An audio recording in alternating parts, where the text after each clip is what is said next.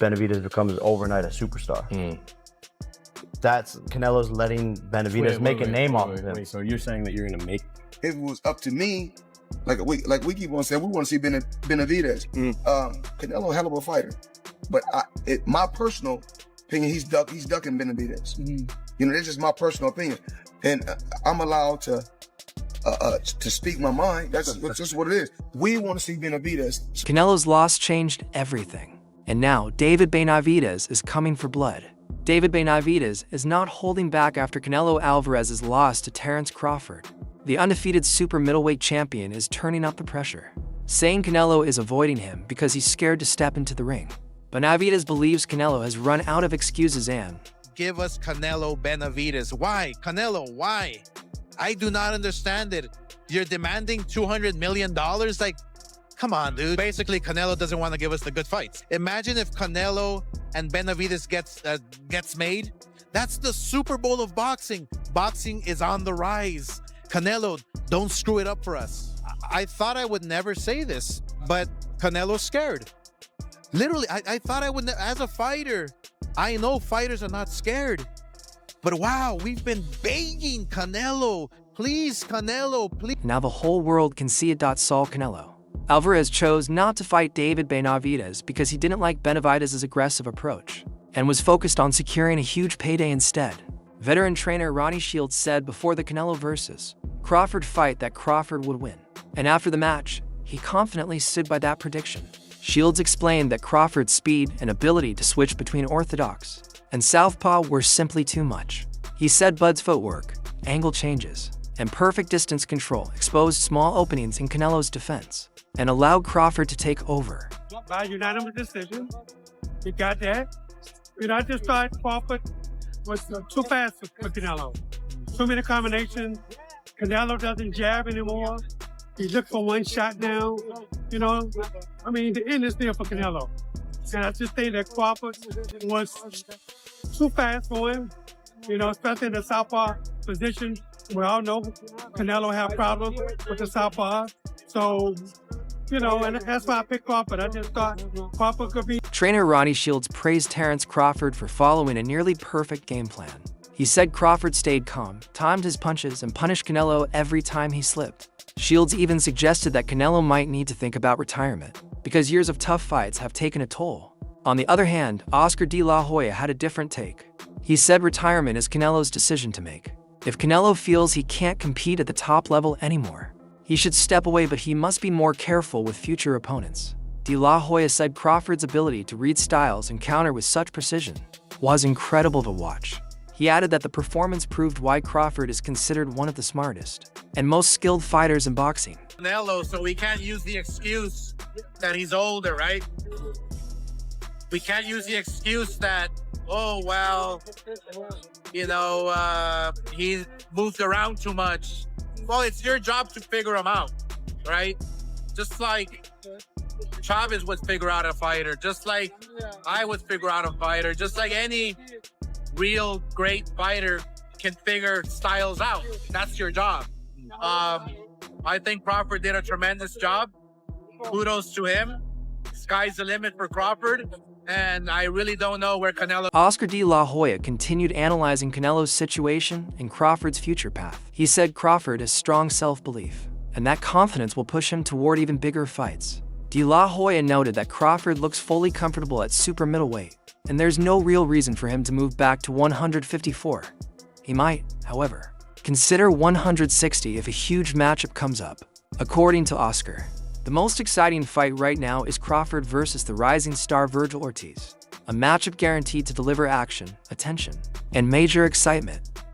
At 160, imagine that. Would be incredible. So there's a good possibility that Crawford will stay at 168. Most likely go down to 160. I don't think he's going to touch 154. I think he'll stay at 160 eventually and try to find the biggest fights possible. And the biggest fight for him. Terence Bud Crawford's performance on September 13th earned high praise from Rolando Romero. Romero said it takes something special to beat Canelo, and Crawford proved he had it. He explained that the early rounds were close, with Canelo staying competitive. But as the fight continued, Crawford took control, setting the pace, landing the sharper punches, and winning round after round. Romero said Bud's ability to make mid-fight adjustments against an elite opponent shows why he is now viewed as one of the greatest fighters of this era. He called the victory an incredible, almost unbelievable accomplishment. Terence Crawford has shown hesitation when it comes to facing David Benavidez, similar to the way Canelo reacted before losing his titles. Even after beating Canelo and becoming champion, Crawford hasn't immediately agreed to a showdown with Benavidez. After Canelo's defeat, a former world champion even advised him to consider retirement, while Benavidez demanded a massive event for what he calls. That performance did something really special for me. Yeah? Yeah, a lot more special than what probably anyone else is probably thinking, honestly. I didn't expect Crawford to be that big.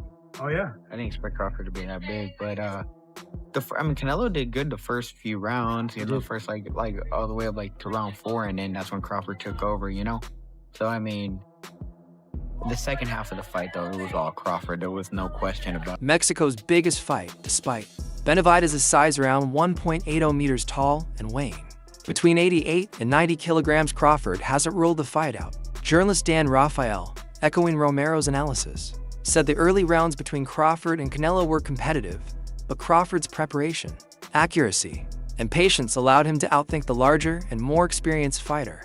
Rafael said Crawford's discipline and long-term strategy turned a difficult challenge into a decisive win, cementing him as one of boxing's most complete champions. Dan Rafael added that while a Canelo rematch would generate massive attention, it might not be the smartest move for either fighter right now. He believes both men should look for other high-stakes opportunities that fit their careers better. It was close. I had Canelo ahead in the early going, but I thought Crawford did an amazing job closing that fight down in the last few rounds, where he really started to back the supposed bigger guy up, although for me, they looked about the same size. But that was a brilliant performance, and what can you say? I mean, you got to give him his credit. He created a lot of history. He dreamt this fight. He willed it to happen. A lot of people, not me, but a lot of people laughed at him, said, forget about it, no chance against a bigger guy like Eubank. And Ben, too, the Hamza Shiraz, I mean, those types of names. He's got mandatories, Mabili got the draw tonight in a great fight. There's other fighters that have belts and interim belts and blah, blah, blah.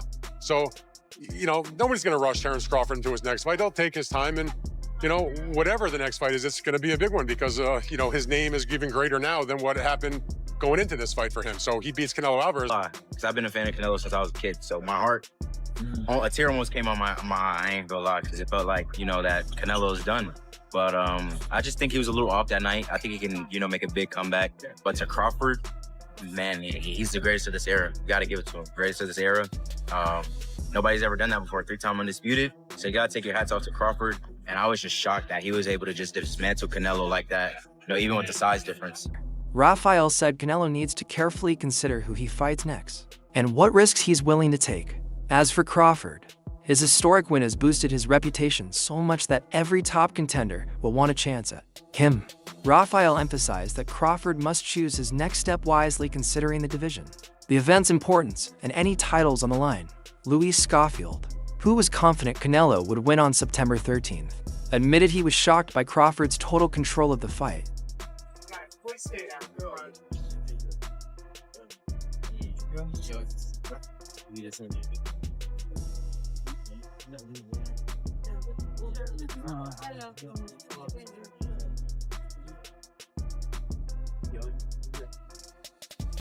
First, can't explain how good I feel. I said I was gonna get in here. I was gonna win the belt again. Like I said, it was a hard fight. My Darrell was trying to catch me all night. He was just trying to counter me when I would step in. But we were willing to take the chances, and he didn't catch me at all. It was a hard fight, but my dreams come true. Second time fighting on pay-per-view. All my people out there came out to support. So man, it's an amazing feeling. I just can't wait to get back in there again. He expected a classic Canelo performance, but instead saw the Mexican superstar fall far short. For the first time, Schofield wondered if Canelo might need to retire. Breaking down the fight, he said Crawford beat Canelo in every area from timing and speed to overall command of the ring. Now the big questions remain. Should Canelo retire or finally face Benavidez? And who should Terence Crawford take on next? Let us know your thoughts in the comments below.